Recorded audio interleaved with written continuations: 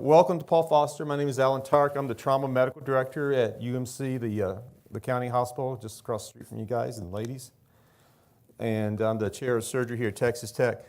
So when I was in medical school, they always told us whoever sits in the front row, we have a nickname for them. Do y'all know what do y'all call them in school, high school?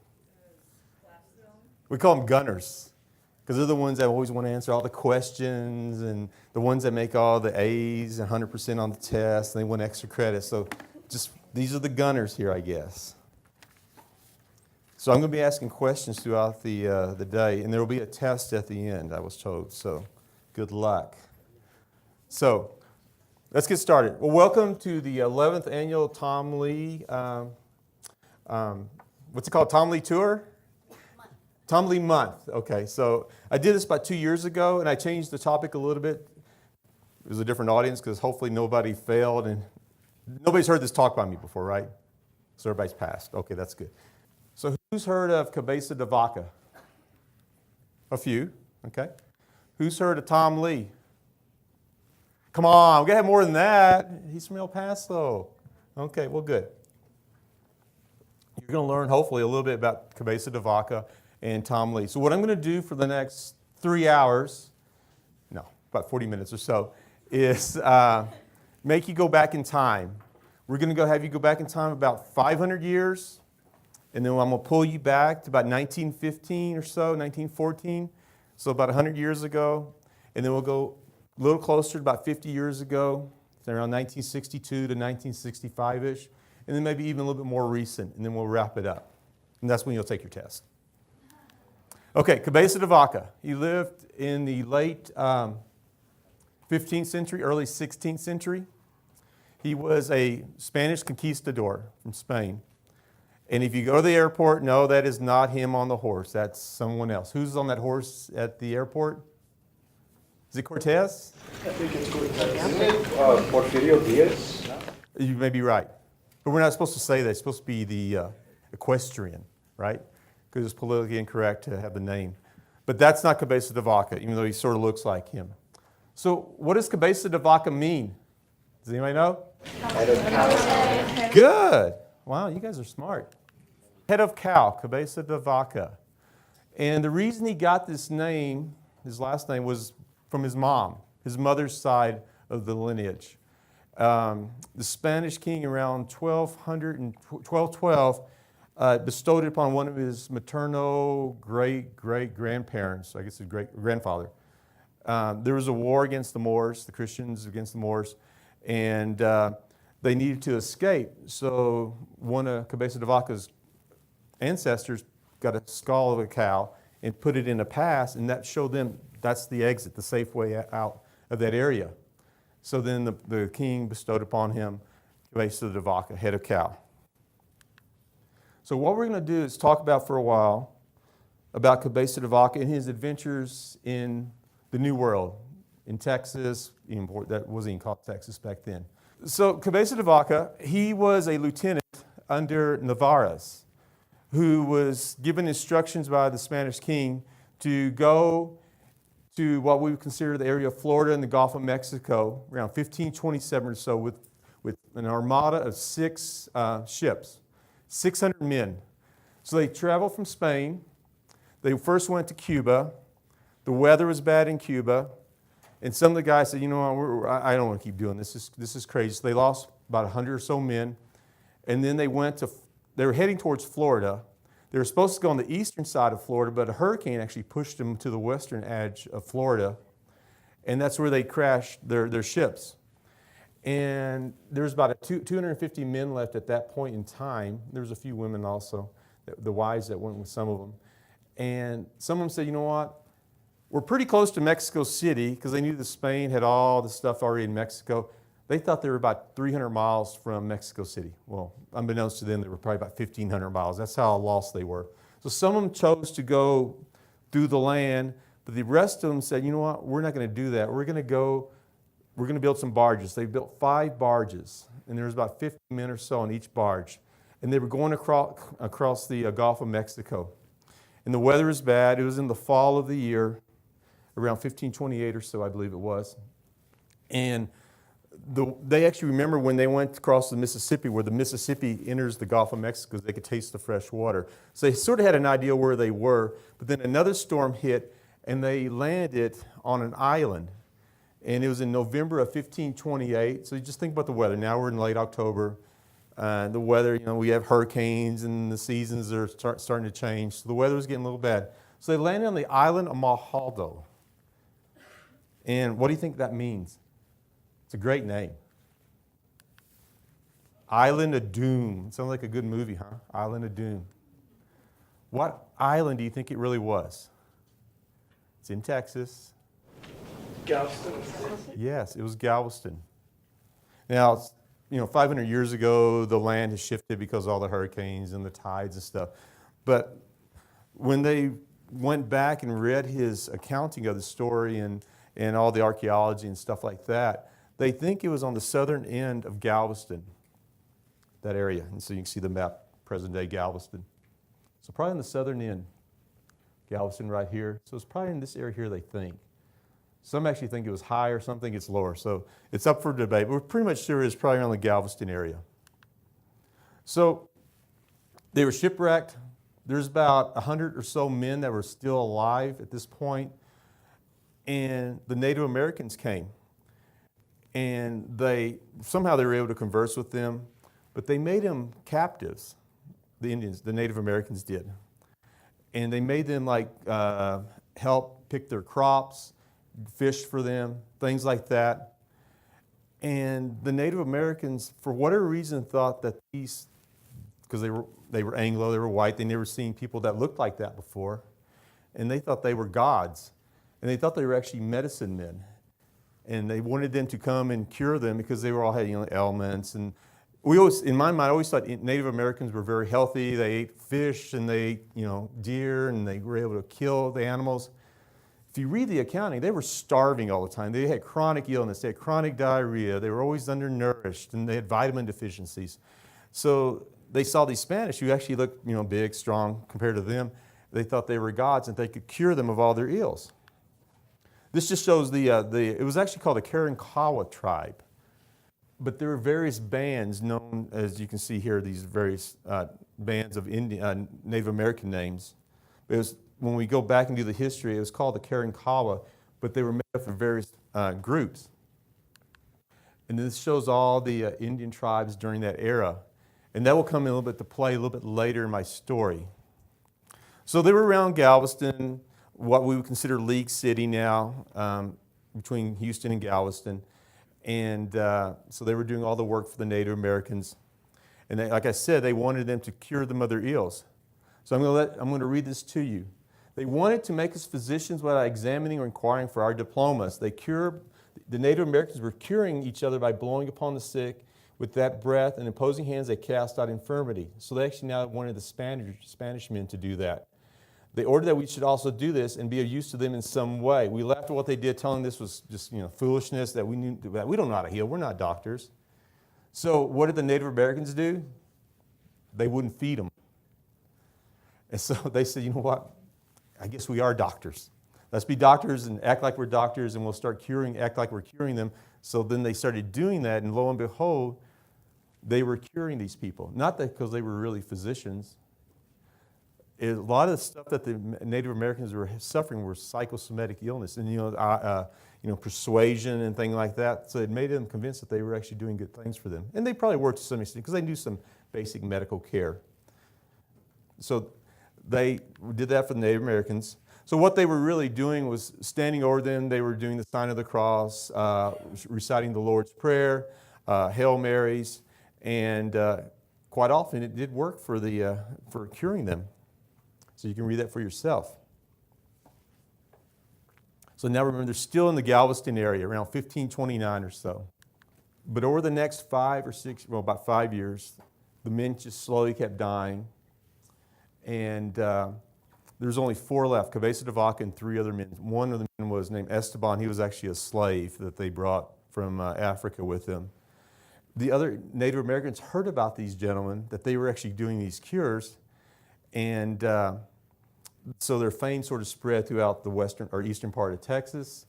And the Native Americans slowly let them trek across the state because they knew that they wanted to get back to Mexico City. No, the Native Americans had no idea where Mexico City was, but they knew that they needed to go westward and somehow they would need to go south at some point. So they were working their way across the state, and they had a big following. At times they had like 3,000 Native Americans to 4,000 following them. They were just, like, Justin Bieber. They had this big entourage of people like, oh my God, this guy's great, and all this kind of stuff. And so they're like the rock stars of their era for these people because they were doing all this stuff. So they got around what we would think, based on his writings, somewhere, y'all know where Pecos, Texas is? Okay. They think that's where they did the first surgery that I'm going to be talking about shortly, in 1535.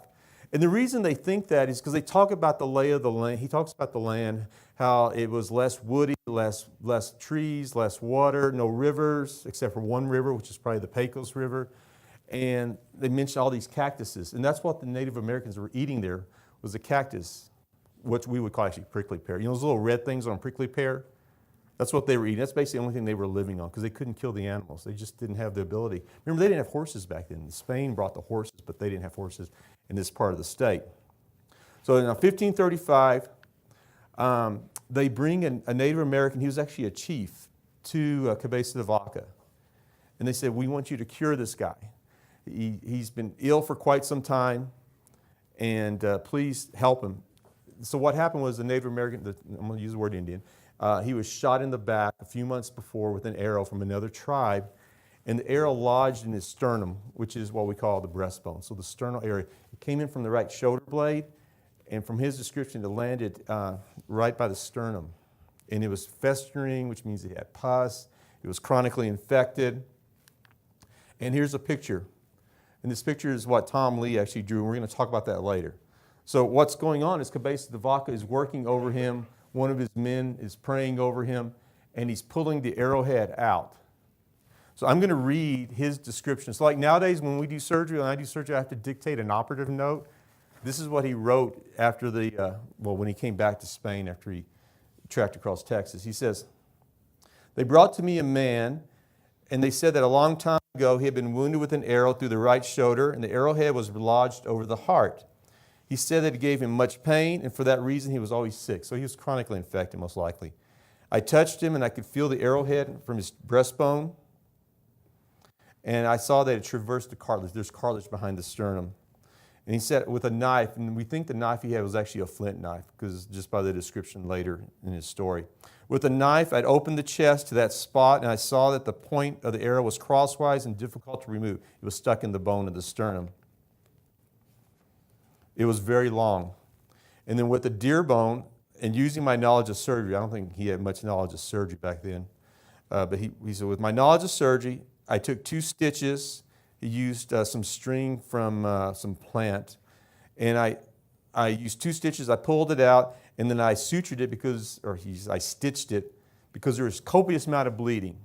So when he talks about the bleeding, most likely that's the internal memory artery. And the internal memory artery is actually important nowadays because when somebody has a heart bypass, what we call a cabbage operation, that's the vessel we use to revascularize the heart. And it bleeds really a lot. And based on that description, we think that's actually what he tore when he pulled the arrow out. And he says, with the hair from the skin of an animal, I staunched the flow of blood. So what he did was he put pressure with some cotton or some animal hair. And that's actually what we do now when something bleeds. We just put pressure with some kind of collagen fibers that we use. So it's sort of neat. 500 years ago, they were doing that.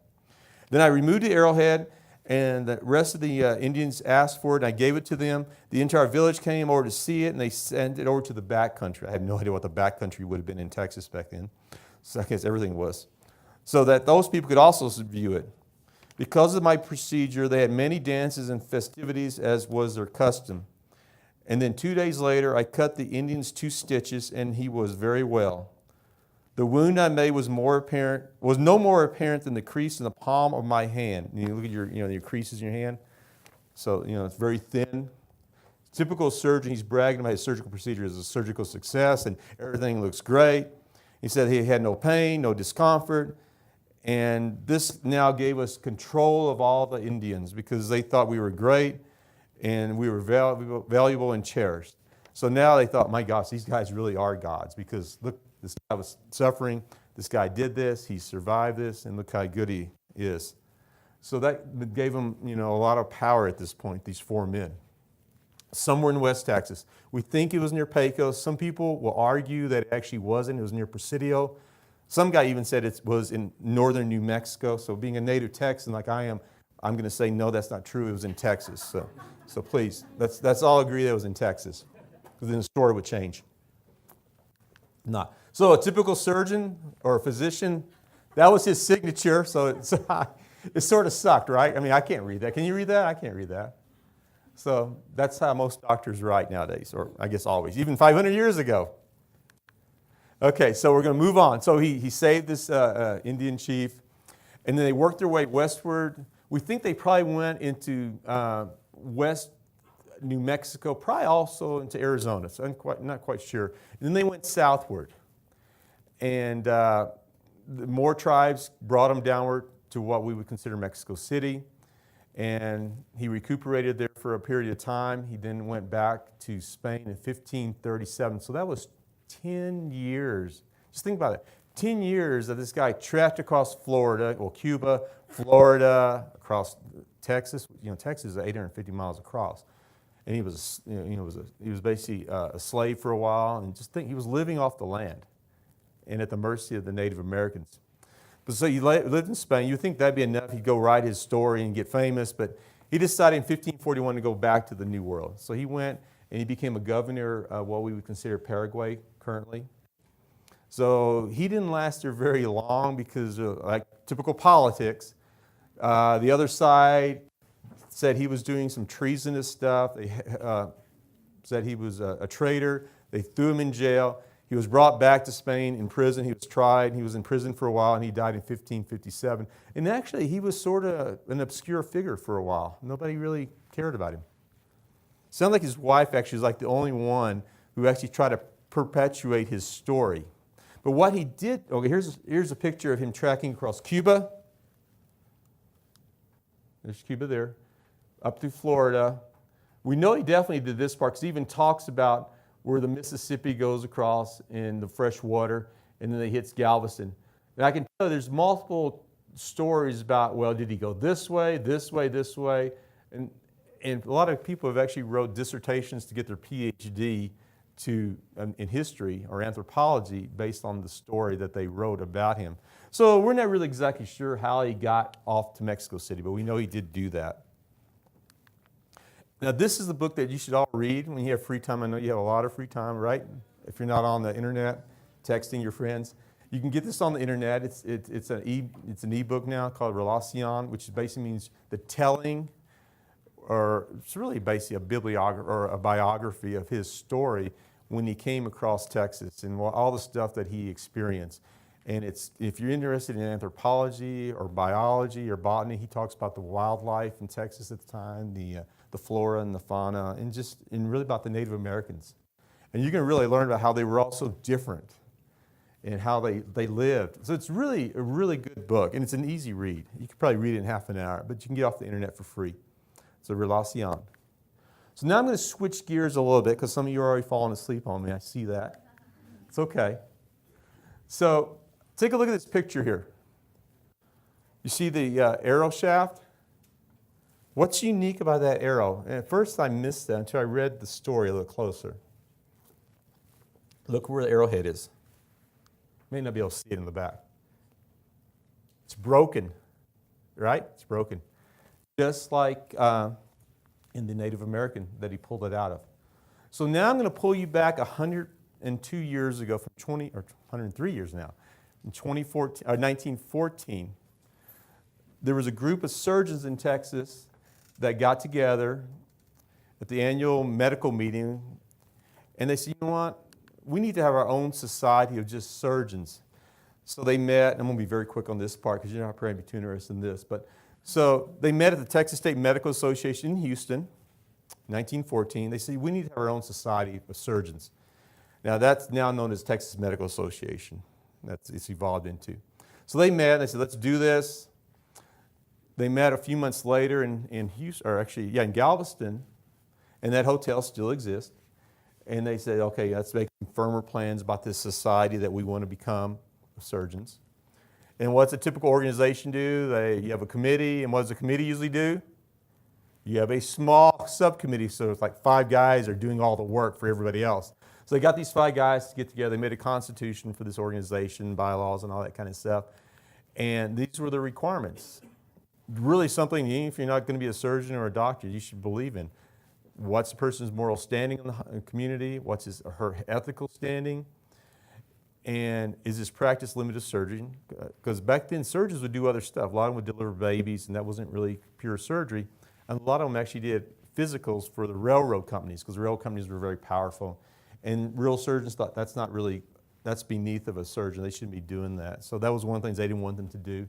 And there's something known as fee splitting, which was very common then. Like, I'm a surgeon, or actually you're an internist, internal medicine doctor, you send that patient to me, and I say, okay, yeah, I'm going to operate on you. You may not even need the surgery, but you're going to send that patient to me, I'm going to take out whatever, your gallbladder, and then you give me money if you survived my surgery, and then I give half of it to the internal medicine doctor. You're another internal medicine, and you give me about 5 more patients, and I say, okay, I'll give you some money. So if they found that you were doing that, that was considered very bad, which it still is. So they had to have these 4 requirements to be a member of this society. So they had their first meeting in Houston at the Rice Hotel, which is a beautiful old hotel. They elected a president. The president was the chairman of surgery at Galveston at the time, at UTMB, Dr. Thompson. And if you see, in 1913, the American College of Surgeons got organized. So that's when we started organizing various surgical and medical societies. So then 1915 is when the Texas Society got together. So you're going, what does this have to do with Cabeza de Vaca? What does this have to do with Tom Lea? Well, we'll get to that shortly. So they met in San Antonio. That's when they had their first scientific meeting. So what surgeons do and doctors do, so if you go into nursing or anything, even vet school, you're going to be involved in various societies. And you're going to go to meetings, and you're going to present your research. You know, right? Physicians, they do research. You present your research, or you present your cases. Like, you know, I had a great case, and the patient survived, and this is how I did my surgical technique. So you present it so other people can learn from you. So that's what they were doing. They give talks. And the Texas Surgical Society still exists. We meet every 6 months. We just had our meeting in San Antonio 2 weeks ago. And we present our work, and we talk, and we just learn so we can advance the science of surgery and medicine. So these are some, I think, highlights of the Texas Surgical Society. So like I said, they organized in 1915. They had a 25th anniversary in Dallas. The 50th anniversary was very important. We'll talk about that shortly, and that was in Dallas. They had a 75th year anniversary in Galveston, and then we had one, the centennial in Galveston, and that's important. Remember where Cabeza de Vaca landed, right? Galveston, Malhado, okay? So we had our centennial about 2 years ago. So now we're going to switch gears. I know I'm jumping around, but it all will tie in together. So Texas Surgical Society, Cabeza de Vaca, and then Tom Lea. So some of you did raise your hands, okay? We have Dare Margot here. Where is she? There she is. First, I'm not sure what you say the mayor's wife would be called. First lady. There we go. D. Margot, welcome. So we're going to talk about Tom Lea. He lived to a ripe old age of, did he make 94 or was he very close? 93. Okay. So hopefully when I finish this, you will all raise your hands that you know Tom Lea next year when you hear about the Tom Lea Month. Okay. He was a native El Pasoan. His father was the mayor of El Paso. He almost got kidnapped by Pancho Villa. Seriously, read about it. It's a really great story, just reading about Tom Lea himself. So this is a cenotaph. That doesn't mean that's not where he's buried, but that's a memorial to him, and that's at the Texas, I'm not sure exactly how to call it, it's the Texas State Cemetery. It's in Austin, just east of Interstate 35. If you ever have time, if you like Texas history, you need to go there and see all the historical figures that are buried there or monuments to them. So this is where Tom Lea's cenotaph is, to memorialize him as well as his second wife. So I'm going to read this quote, and only the students can answer this quote, that who else gave it. I love what he wrote, and it's on his cenotaph there, so it's hard to read there, so I'll read it. And I think it's a very positive and uplifting statement that we should always try to live by. and his wife's name is Sarah, was Sarah. Sarah and I live on the east side of our mountain. So what mountain is it? Franklin's. Good. It is the sunrise side and not the sunset side. It is a side to see the day that is coming, not the side to see the day that is gone. The best day is the day coming, with the work to do, with the eyes wide open, with the heart grateful. Isn't that a positive statement? You know, like, new day, fresh start, here's the sun rising, not the sun setting. So which president used that? He was actually a governor of Texas. Yes, George Bush, very good. He used that, I think, in 2000 at the Republican convention. He quoted Tom Lea because he knew Tom Lea, so did his wife, Laura Bush. And he actually visited him in the governor's mansion. And unfortunately, Tom Lea passed away shortly after President Bush was inaugurated. But I think it's a great phrase. So we're going to look at a few pictures here, or artwork that Tom Lea did. So he's an incredible artist. And this is some work he did in 1932 when he was a student, or an art student in Chicago. I think it's really neat. Actually, if you go to the Tom Lea website, you can actually purchase this reprint. And it's really incredible. I got one. It's just really nice to have in my house. This one's at UTEP. Has everybody been to the Centennial Museum at UTEP? It's a really neat museum. So what do you see? What's the words on the top of that? Cabeza de Vaca, okay. Isn't that neat? So in 1936, he did that. Here's some more work. 1938, it's in the courthouse, in El Paso Federal Courthouse. This probably doesn't do it justice. I had it sort of squeezed in, but it's a really beautiful mural at the courthouse. This one's in Odessa. And he went to the Pacific, and during the war, he was a correspondent. He did artwork there. And one is, I think, more famous one is the one here on the left, the 2,000-yard stare. Look at the eyes of that soldier. Was that on Life? Do you know? Was that printed in Life? I don't remember. Yes. I think it was, yeah. Look at the soldier's eyes. They're just vacant. And obviously the price, the one on the left, over the Pacific. And I like the one here on the right. And when I read it, and everybody can interpret a photo or an art piece of artwork their own way, but just look at sick bay in a shell hole. So what do you see there? You see a guy on the far right in the background. They're patching him up. What do you think is happening to the guy on the gurney? He's probably dead. So he's going to cover him up. You know, they're in a sick bay there. You got the guy with the canteens. They're probably all just thirsty, hungry, and you can tell just look at their eyes. You know, they're worn out. They're exhausted. They've just seen so much death. I think he's actually holding a Bible in his right hand. And he's just looking at it, and it's just like death was just a usual occurrence during World War II. Tom Lea lived it with these soldiers and the sailors and the pilots, and he drew about this for life. It's just amazing. Okay, this is a neat one, the Rio Grande, 1954. This was actually the Oval Office, I believe, right? So President Bush had it in the Oval Office. I think he had a second piece of artwork too, and I can't remember which the second one, but I think this was really neat about the Rio Grande. El Paso Public Library. This is one of my favorites of his, the Altar of Earth. So what do you see coming out of the heavens? The hand, yeah, isn't that neat? Hand of God. I just picture West Texas, Chalwan Desert, just coming out there. That's really neat. West of the Pecos, Ranger Escort. 1965. So now I'm going to pull you back into Texas Surgical, Cabeza de Vaca, and Tom Lea. Okay, there's the painting. If you go, I think it's on the second floor at this medical school, you'll see a preparatory drawing that was done by Dr. Gum, who is a plastic surgeon from here, who's now retired in Oregon, donated to the medical school. The original piece of artwork is at the Moody Library in Galveston, Texas, and it's just incredible taking a look at it. I saw it I saw it during the centennial of the Texas Surgical. So we're going to talk a little bit about this. Okay, before I talk about Tom Lea, I need to talk about two other gentlemen that helped put this picture together. And one is Jean Carl Hertzog, who was He was born in France. He moved to the East Coast with his parents, and they came to Albuquerque because I think his father had tuberculosis or something. They wanted the weather change. And then he moved back. He was in West Virginia, but then he came to El Paso, and he was like a publisher, typographer, helped print books and stuff. So you're going, well, what does this have to do with Tom Lea? But it will.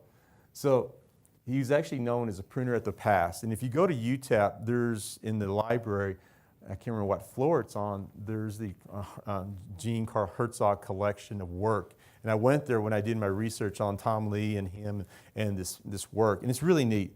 So him and Tom Lea worked closely together on some work. So we'll talk about some of the stuff they did together. 1946, 12 travelers that came to the north, past the north. Who do you think that guy is on the right there? Cabeza de Vaca, so 1946, okay? So that's stuff that Hertzog helped put the book together, and Tom Lea did the artwork and stuff like that. So really neat collection together. This is in 1967 when they're getting a little bit older, at least Mr. Hertzog was. And so now I'm throwing another guy at you. This is Dr. Sparkman. You're going like, who the heck is this, and what does this guy have to do with this? You guys, this Dr. Tyroch really jumps around a lot, but I have to do that to tie things together. So Dr. Sparkman was the chairman of surgery at the Baylor Medical School in the 1960s, and he was also the president at the time of the Texas Surgical Society in 1962 through 64-ish. And he knew that there was going to be the 50th anniversary of the Texas Surgical Society, and they had given talks over the years at the society about surgeons in Texas, and somebody said, like in 1920, hey, there was this guy in 1535 that was the first surgeon. So they made Cabeza de Vaca the patron saint of the Texas Surgical Society. And then Dr. Sparkman was very involved in history, interested in history, so he was writing the history of the Texas Surgical Society. And he knew Carl Hertzog through some prior work he did for another physician friend of his from San Antonio. So he got Mr. Hertzog and said, I want you to help me develop this book, and this is the book right here. That anybody who becomes a member of the Society, Texas Surgical, you get this book and you read the history. And this is the one that Dr. Sparkman put together, the history. And he says, but I want, Mr. Hertzog, I want you to do, do all the work and stuff for the book to make it look good. So that's what Mr. Hertzog did, Carl Hertzog. And then he said, I also want a picture. I want a picture of Cabeza de Vaca doing this. And Hertzog said, well, I know this guy named Tom Lea. He and I are friends. And then so Sparkman and Hertzog and Tom Lea were corresponding. Now, they didn't have the internet, they didn't have emails, and they have these letters, and they were writing back to each other. And you can actually read that at UTEP. It's really neat. Read how they are talking about how we're going to do this and how we're going to pose and who's going to be playing this part and all that, who we're going to get. And Hertzog and Tom Lea said, well, we'll flip a coin and see who should do that. And they agreed that Hertzog should be the Indian, the Sikh Indian in the picture. So that was around in 1963, 1964 that they decided they want this picture, as well as the book. So you see the Cabeza de Vaca, the skull, and all that stuff. So that's what Tom Lea actually drew. He didn't just draw the picture. He drew these illustrations for the Texas Surgical Society, and that's that part. And there's some more pictures. Look at the broken arrow. It shows it better. So this is the picture I have. I had this artwork in my house. So there's a picture at the top of, actually it's Dr. Sparkman posing as Cabeza de Vaca, bending over the Native American down there, as you see, doing the work. So they actually went to White Sands, New Mexico, and that's where they did the work. Sparkman was standing over Hertzog, who was a very skinny guy. He almost looked like he had emphysema if actually you look at him in his older years. And he looked a little undernourished, sort of like Cabeza de Vaca would have been, and definitely the Native Americans would have been, because as I said, they weren't really getting good food and stuff. So they went there to White Sands, and they made this work of art. And then in 1965, the 50th anniversary of the Texas Surgical Society, it was donated by Dr. Dunn from San Antonio to the Moody Library at UTMB in Galveston. So that's where the original artwork is and still is. It's really neat. You should take a look here in Galveston. So this is some more artwork that he did. So that's how I'm tying together Hertzog, Tom Lea, and Cabeza de Vaca. I mean, just think of 500 years ago, and then 100 years ago, 50 years ago, and then now all the great things that we hear every October about Tom Lea. So when I think about what they did with that Native American who had this chronic wound, pull an arrowhead out, he survives. There was no antibiotics back then. Antibiotics didn't come about until like the late 1920s, penicillin. Remember Dr. Fleming and penicillin? So nowadays, that guy would come in to my trauma center. We would do a level 1 trauma activation. Have any of you spent any time at UMC? I've seen some of you guys there. So, if you've ever seen a trauma activation, there's about 12 people that go in the room, 3 surgeons, about 2 ER physicians, 4 nurses, the blood bank comes, anesthesiologist comes, social worker comes, security comes, laboratory, radiology. So we have a whole entourage of people. We attack that patient, that's been shot or stabbed. They didn't have any of that stuff. We give them the antibiotics, we give them a tetanus shot, and then what do? We whisk them off to the CAT scanner probably, and then we zip them off to the operating room, and then they go in our intensive care unit, and we have all these antibiotics we're giving them, and then we call a social worker, then we send them to a rehab hospital with special antibiotics for weeks, because this guy, like I said, had a chronic infection. This guy survived with any of that stuff, and all the stuff we do, and this guy, nowadays, I did the math one time, his bill would have been about over $150,000. But a non-surgeon actually pulled this guy's arrowhead out and he survived, and here we are today. Thanks, everybody. I'll see you at the hospital, hopefully. Good luck.